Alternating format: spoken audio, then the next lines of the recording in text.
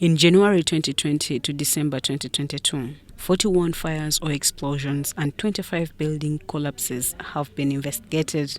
16 fires were recorded in schools, 4 in residential homes, and 21 in commercial buildings. At least 65% of fires were caused by human factors. Therefore, to ease evacuation and access for all, including persons living with disabilities, there must be an improvement on construction standards. I think many of you are witnesses to this. If you go to many of the buildings in Kampala, especially those ones which were developed in the early times, there is no provision for people with disabilities, PWDs. It's just now that it's a requirement that every new structure makes that provision.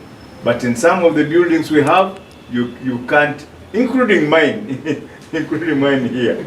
If I was to get a PW minister with a wheelchair, he could not go up in that office up there. Occupation permits will be required for anyone starting construction. Urban and district building committees for approval of plans, issuance of building permits, and occupation permits. I hope that many of you know that. And I know that many of you have been building your own houses. I don't know how many of you have got occupation permits before you entered that house.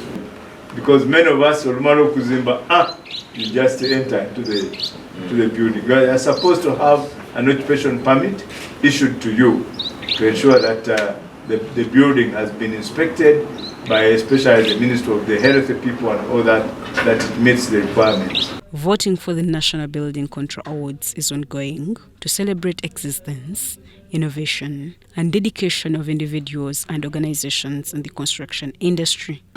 So in this way, we shall be able to, as I've said, to assess ourselves, assess the National Building Review Board to see whether it has impacted on people, to assess the building committees, are they really performing, are they a relevant organ, or they are just wasteful.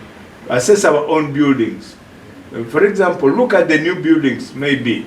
You may say, yes, this is you can say, some of these things may not apply to the very old buildings of 1930, 1928. But what about these new structures which have come up? Shaidat Nasakum, UBC News.